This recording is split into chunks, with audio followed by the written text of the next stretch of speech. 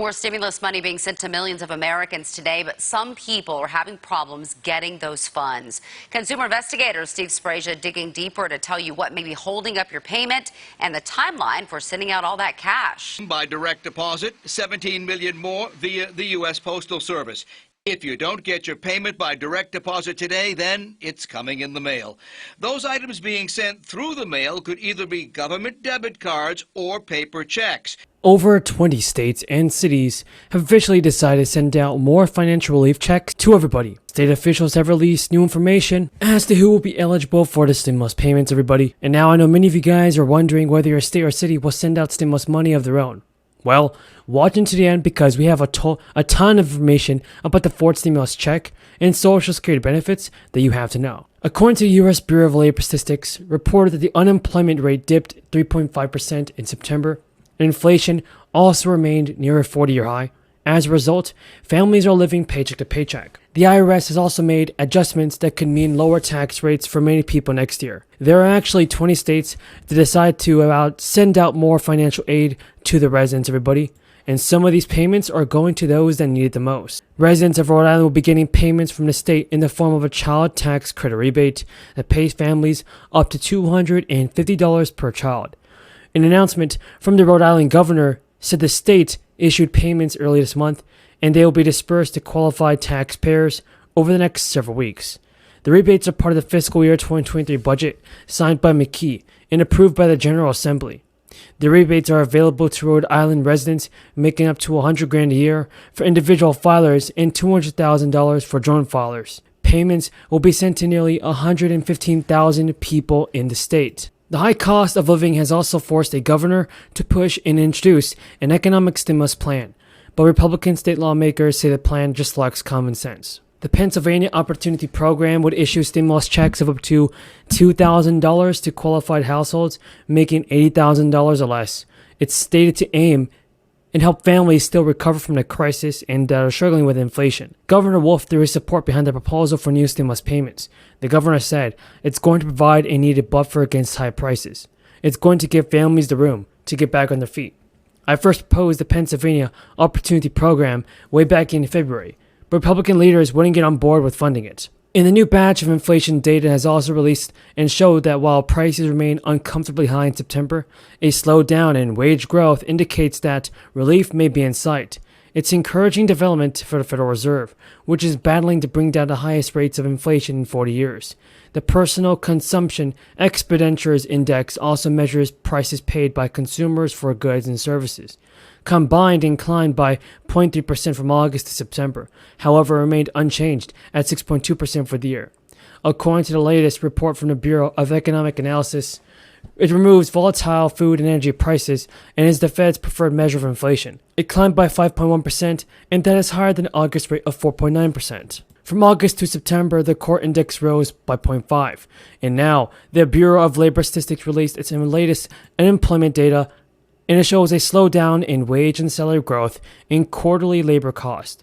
The central bank keeps a close eye on the ECI report to monitor the extent to which inflation is boosting wages and fueling inflation. Now, the latest numbers come just days before the Fed meets to discuss another rate hike, and as Americans hit the polls to vote in midterm elections. But some of the underlying metrics that indicate a slowdown is on the horizon could mean the next week's rate increase may be the last one of that size. Consumers, however, have been struggling for months with prices that remain firmly stuck at levels not seen since the 80s. So despite a series of rate hikes from the Fed in its bid to tame inflation, their most recent consumer price index showed that price increases, everybody, just continue to surge and inflation gets worse. The only solution to this is stimulus payments. Very important news is here about the Social Security, SSI beneficiaries, and stimulus checks, the fourth stimulus payments that everybody can get. Now, recipients of SSI are slated to receive their monthly $841 payment for November in just a few days. Good morning and thank you.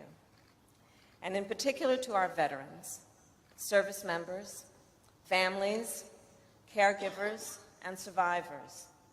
It is a profound privilege to thank and honor you today and every day. So we gather to pay homage to all those who have served our nation in uniform, at home and overseas. in times of war and in times of peace. Generations of veterans defended our country and our most sacred values. From the fields of Yorktown to the trenches of the Marne, from the beaches of Normandy to the banks of the Chosin Reservoir and the streets of Saigon, from Baghdad to Fallujah to Kandahar. You stood as one to protect our democracy and our freedom. Big news, everybody. Millions of Americans, including senior citizens, will begin to see a change to their monthly benefit checks very soon.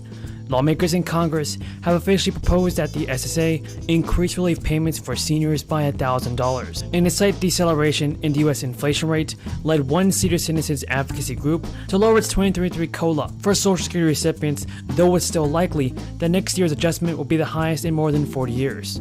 The Senior Citizens League updated its 2023 COLA estimate to 8.6%, somewhat lower than last month's 8.9%. The update came after the U.S. Bureau of Labor Statistics issued its latest Consumer Price Index report. And Mary Johnson, the Senior Citizens League policy analyst, told reporters that Social Security COLA is calculated by using the average rate of inflation in the third quarter of the year. When those figures come out, the data for July, August, and September will be added together and divided by 3 to get the average. The 2022 number will then be compared with the third quarter average of 2021 to determine the percentage of change for 2023 COLA. And there's still plenty of time for the U.S. inflation rate to change by the third quarter. But it has become increasingly doubtful that it will get anywhere near the rate the Federal Reserve hopes to achieve through its series of interest rate hikes. Hopes that inflation will drop considerably in the coming months have all but evaporated.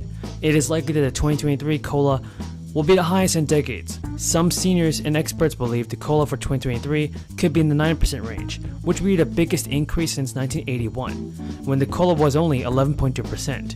But there's no guarantee that the COLA will offset inflation. This year's COLA, which is based on inflation figures from 2021, is only 5.9%, well below the current rate of inflation. And U.S. Representative Peter Fazio and Bernie Sanders introduced the Social Security Expansion Act in both houses of the U.S. Congress. This bill seeks to keep Social Security solvent through 2096, but it goes beyond that, just keeping the program going. The proposed bill would benefit for current and new Social Security beneficiaries by about $200 a month or $2,400 a year. Individuals would not have to wait until their full retirement age under the bill. Either, anyone who turns 62 will be eligible for the increase. In addition, Fazio and Sanders want to increase Social Security's COLA, and they propose changing a formula used to calculate the COLA amounts by using the CPI for the elderly, which factors in seniors' healthcare costs. Today and a busy day for a lot of people, and Senator and Chair Powell, thank you. I have a series of questions. I have not asked my questions. I was saving them for last.